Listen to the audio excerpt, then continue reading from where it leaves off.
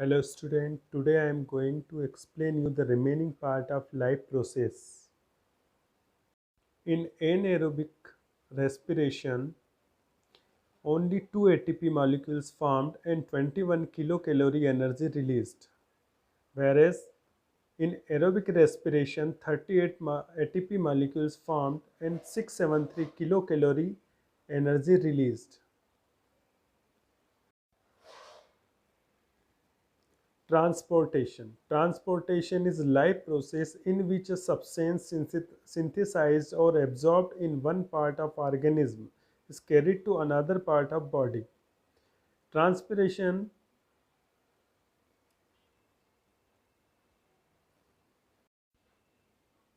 Transportation. Transportation is a life process in which a substance synthesized or absorbed in one part of organism is carried to other part of body. Transportation life की वह process जिसमें कोई substance को synthesise किया जाता है, उसको absorb किया जाता है तथा बॉडी के एक पार्ट से दूसरे पार्ट में ऑर्गेनिज्म के द्वारा उसको ट्रांसपोर्ट किया जाता है. Transportation in human beings. अब देखेंगे ह्यूमन बींग्स में किस तरह से ट्रांसपोर्टेशन होता है. In higher organism material are transported by two system in body. जो हायर ऑर्गेनिज्म होते हैं उनके अंदर जो मटेरियल्स का ट्रांसपोर्टेशन होता है बॉडी के अंदर टू सिस्टम्स के द्वारा होता है. First one blood vascular system and second one lymphatic system. Blood vascular system के अंदर जो फ्लूइड होता है वो ब्लड होता है. इस ब्लड के थ्रू ही मटेरियल ट्रांसपोर्ट होते हैं. और सेकंड जो होता है लिम्फेटिक सिस्टम, इसके अंदर जो फ्लूइड होता है वो लिम्फ होता है और लिम्फ के द्वारा मटेरियल ट्रांसपोर्ट होते हैं. Components of blood vascular system. Blood vascular system के कंपोनेंट या घटक. There are 3 components in blood vascular system. First one blood, second heart and third one blood vessels. Blood is a liquid connective tissue. Blood is mobile reddish colored fluid that circulate in blood vessels. Blood जो होता है liquid connective tissue होता है. Blood mobile होता है, इसमें mobility होती है, मतलब वे फ्लूइड या लिक्विड स्टेट में होने के कारण एक जगह से दूसरी जगह पर जाता है. कलर इसका रेडिश होता है और ये सर्कुलेट होता है ब्लड वेसल्स में. ट्यूब लाइक जो स्ट्रक्चर होते हैं बॉडी के अंदर जिनको ब्लड वेसल्स कहते हैं उनके अंदर ये सर्कुलेट होता है. Functions of blood vascular system are blood. Digested food transported with the help of blood. जो फूड आप लेते हैं उसके जो न्यूट्रिएंट होते हैं वो ब्लड की हेल्प से ऑल ओवर बॉडी के अंदर ट्रांसपोर्ट होते हैं. ब्लड के थ्रू ऑक्सीजन तथा कार्बन डाइऑक्साइड का भी ट्रांसपोर्टेशन होता है. हार्मोन्स, एंजाइम, विटामिन, मेडिसिन, ये सभी जो होते हैं इनका भी सबका ट्रांसपोर्टेशन ब्लड के थ्रू होता है. Transportation maintain the body temperature. और ट्रांसपोर्टेशन के द्वारा बॉडी का टेम्परेचर मेंटेन किया जाता है. ब्लड क्लॉटिंग की जो प्रोसेस होती है जिससे कभी इंजरीज हो जाती है और ब्लड लॉस हो जाता है बहुत सारा, तो उस लॉस को रोकने के लिए बॉडी के अंदर ब्लड क्लॉटिंग होता है. Blood act as a buffer maintain the pH level in body. Blood buffer की तरह वर्क करता है और बॉडी का जो पीएच लेवल है उसको मेंटेन करता है. ब्लड क्लॉटिंग और इमरजेंसी प्लग. थ्रोम्बोसाइट्स और platelets are responsible for blood clotting. Blood के जो कंपोनेंट होते हैं उसमें एक थ्रोम्बोसाइट और प्लेटलेट्स होता है जो कि ब्लड क्लॉटिंग के लिए रिस्पॉन्सिबल होता है. In the region of injury the platelet rupture and release the substance called thromboplastin. जिस जगह चोट लग जाती है वहाँ के जो प्लेटलेट्स होते हैं वो फटते हैं और उसमें से केमिकल सब्सटेंस निकलता है जिसको थ्रोम्बोप्लास्टिन कहते हैं. Thromboplastin convert prothrombin protein into thrombin. जो थ्रोम्बोप्लास्टिन होता है वो प्रोथ्रोम्बिन प्रोटीन को थ्रोम्बिन में कन्वर्ट कर देता है.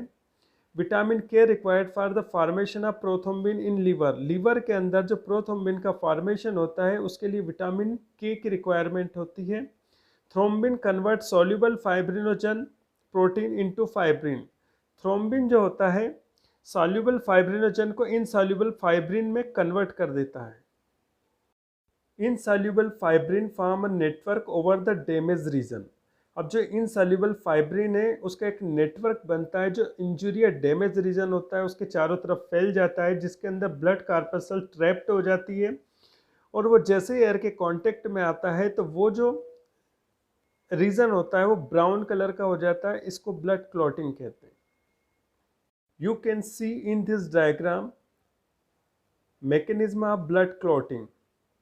फर्स्ट वन जो है इंजरीज होती है।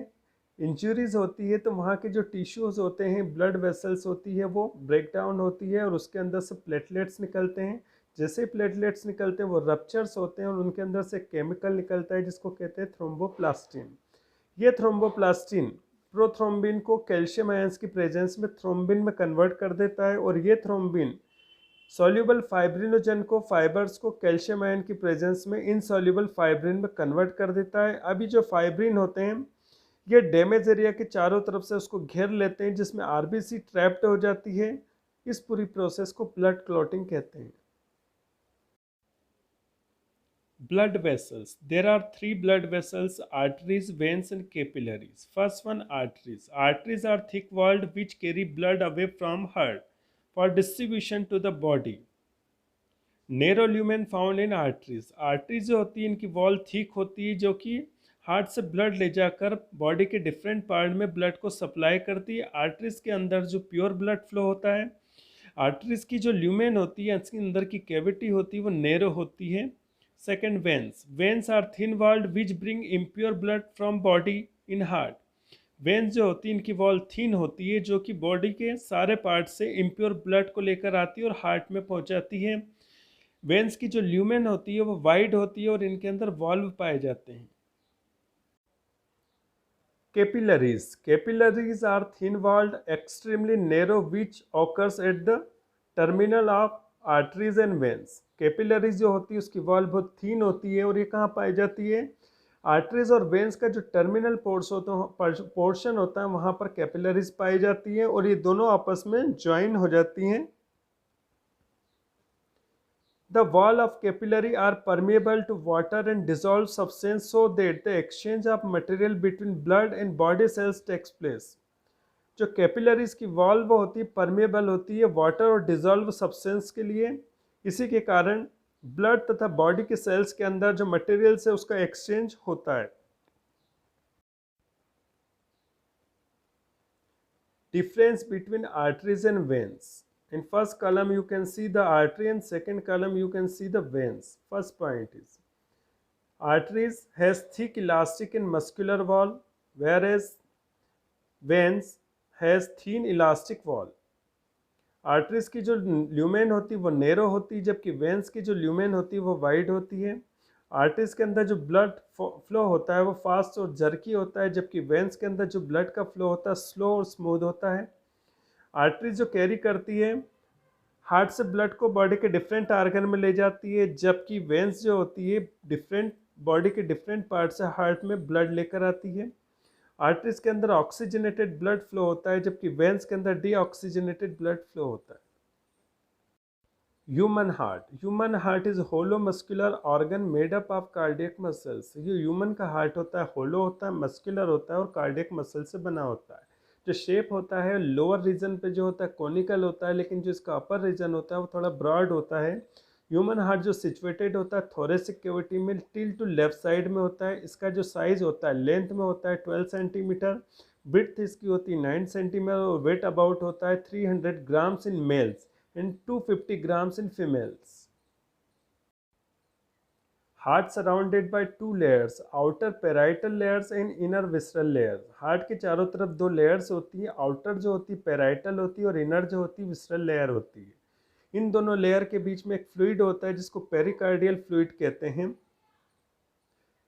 ये दोनों लेयर तथा फ्लूइड एक प्रोटेक्टिव लेयर की तरह वर्क करते हैं जिसके कारण जो आपका हार्ट होता है फ्रिक्शन, इंजुरीज, मैकेनिकल शॉक तथा ड्राई होने से बचा रहता है। Structure of human heart. Heart consist of 4 chamber upper two auricle and lower two ventricle. Human being का जो हार्ट होता है उसके अंदर 4 चेम्बर होते हैं, ऊपर की तरफ 2 ऑरिकल और नीचे की तरफ 2 वेंट्रिकल। लेफ्ट साइड में लेफ्ट ऑरिकल, लेफ्ट वेंट्रिकल और राइट साइड में right auricle and right ventricle. Tricuspid valve found between the right auricle and right ventricle.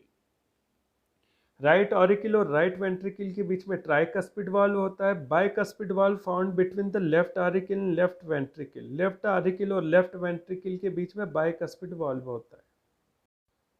In right ventricle arise the pulmonary aorta which carry deoxygenated blood to lungs for pure.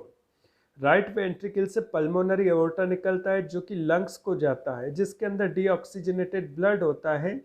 Lungs में जैसे ही deoxygenated blood पहुंचता है तो lungs के अंदर जो oxygen होती है इस डीऑक्सीजनेटेड ब्लड में मिल जाती है और ब्लड प्योर हो जाता है। In left ventricle arise the systemic aorta. Left ventricle से सिस्टेमिक एओर्टा निकलता है जो कि ऑक्सीजनेटेड ब्लड को ले जाता है और पूरी बॉडी को डिस्ट्रीब्यूट कर देता है। Pulmonary and systemic aorta guarded by semilunar valve in ventricle. Ventricle के अंदर जहां पर पल्मोनरी एओर्टा और सिस्टेमिक एओर्टा निकलते हैं वहां पर दो वाल्व होते हैं जिनको सेमिल्यूनर वाल्व कहते हैं, जो कि ओपन तथा क्लोज होते हैं। Pre-caval and post-caval collected impure blood from the whole body and pour into the right auricle. Heart के ऊपर की तरफ प्री केवाल होती है तथा नीचे की तरफ पोस्ट केवाल होती है, जो बॉडी के डिफरेंट पार्ट से इम्प्योर ब्लड को लेकर आती है और राइट ऑरिकल के अंदर उसको पोर कर देती है, डाल देती है। Pulmonary veins collect the pure blood from lungs. Pulmonary veins जो होती है वो लंग्स से प्योर ब्लड को कलेक्ट करती है और हार्ट के लेफ्ट ऑरिकल में पहुंचा देती है। You can see in this diagram the various part of human heart.